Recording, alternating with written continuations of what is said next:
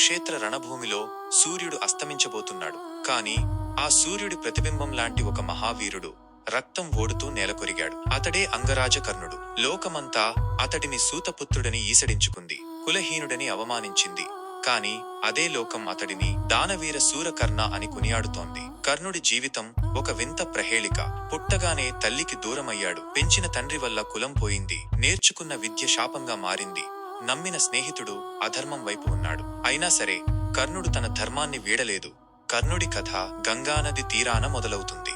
సూర్యభగవానుడి అంశతో కవచకుండలాలతో పుట్టిన ఆ పసికందును లోకాపవాదానికి భయపడి కుంతి ఒక పెట్టెలో పెట్టి నదిలో వదిలేసింది. అది కేవలం ఒక బిడ్డను వదిలేయడం కాదు, ఒక మహావీరుడి భవిష్యత్తును చీకట్లోకి నెట్టేయడం. రథసారథి అయిన అధిరథుడు ఆ బిడ్డను పెంచాడు.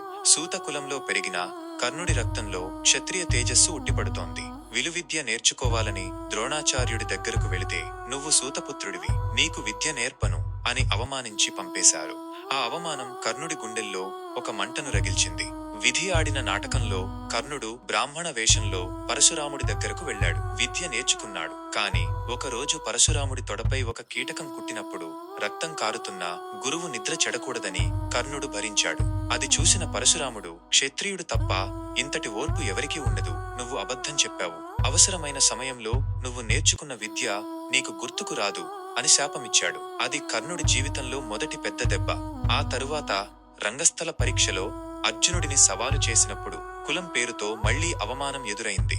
అప్పుడు దుర్యోధనుడు వచ్చి కర్ణుడిని అంగరాజ్యానికి రాజును చేశాడు. లోకమంతా చేత్కరించినప్పుడు తనకి చేయి అందించిన దుర్యోధనుడికి కర్ణుడు తన జీవితాన్నే అంకితం చేశాడు. కృష్ణ, దుర్యోధనుడు అధర్మం వైపు ఉన్నాడని నాకు తెలుసు, కాని వాడు నా మిత్రుడు. లోకం నన్ను వదిలేసినప్పుడు వాడు నాకు గౌరవాన్నిచ్చాడు. వాడు చచ్చినా సరే నేను వాడి పక్కనే ఉంటాను అన్నాడు కర్ణుడు. ఇది కర్ణుడిలోని అచంచలమైన స్వామి భక్తి. యుద్ధానికి ముందు కృష్ణుడు కర్ణుడి దగ్గరకు వచ్చి, కర్ణా, నువ్వు కుంతి పెద్ద కొడుకువి, పాండవులా అన్నవు, ఇటు వచ్చేయ్, నువ్వే చక్రవర్తివి అవుతావు అని ఆశ చూపాడు. కాని కర్ణుడు నవ్వి, కృష్ణ, ఈ ఐశ్వర్యం నాకెందుకు? నా తమ్ముళ్లను నేను చంపలేను, అలాగని నా మిత్రుడిని వంచలేను. యుద్ధంలో నేను అర్జునుడి చేతిలో చనిపోయినా పర్వాలేదు, కాని నా కీర్తి శాశ్వతంగా ఉండాలి అన్నాడు. ఆ తరువాత కుంతి వచ్చి వేడుకున్నప్పుడు, నీ 5 కొడుకులు ఎప్పుడూ సజీవంగానే ఉంటారు, అయితే నేను ఉంటాను లేదా అర్జునుడు ఉంటాడు అని అభయమిచ్చాడు. తన ప్రాణాలను పణంగా పెట్టి తల్లికి ఇచ్చిన మాట అది. యుద్ధ భూమిలో కర్ణుడు ఒక ప్రళయంలా మారాడు. కాని విధి అతడిని వెంటాడుతూనే ఉంది. ఇంద్రుడు బ్రాహ్మణ వేషంలో వచ్చి కవచకుండలాలను అడిగాడు. తన ప్రాణరక్షణ కవచమని తెలిసిన దానవీరుడైన కర్ణుడు కోసి ఇచ్చేశాడు. అంతటి త్యాగం చేసిన వీరుడు ఈ సృష్టిలో మరొకరు లేరు. యుద్ధం ఆఖరి అంకానికి చేరుకుంది. అర్జునుడు కర్ణుడు ముఖాముఖి తలపడ్డారు.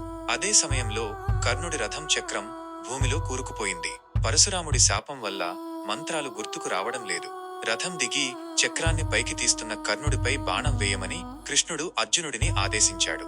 కృష్ణ, ఇది ధర్మం కాదు, ఆయుధం లేనివాడిపై బాణం వేయడం వీరత్వం కాదు అన్నాడు కర్ణుడు. అప్పుడు కృష్ణుడు గర్జించాడు, కర్ణ, ద్రౌపది వస్త్రాపహరణం జరిగినప్పుడు నీ ధర్మం ఎక్కడికి పోయింది? అభిమన్యుడిని అన్యాయంగా చంపినప్పుడు నీ నీతి ఎక్కడుంది? చేసిన పాపాలు పండుతున్నాయి. అర్జున, బాణం వేయ్ అన్నాడు. అర్జునుడి అంజలికాస్త్రం కర్ణుడి శిరస్సును ఖండించింది.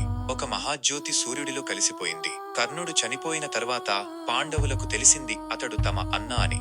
ధర్మరాజు విలపించాడు, అన్నను చంపుకున్నామా అని ఏడ్చాడు. కర్ణుడి జీవితం మనకు నేర్పే పాఠం ఏంటంటే, ప్రతిభ ఉన్నా గుర్తింపు రాకపోవచ్చు, ధర్మం తెలిసినా పరిస్థితులు అధర్మం వైపు నెట్టవచ్చు. కాని చివరి వరకు ఇచ్చిన మాటకు, చేసిన సాయానికి కట్టుబడి ఉండటమే కర్ణుడి గొప్పతనం.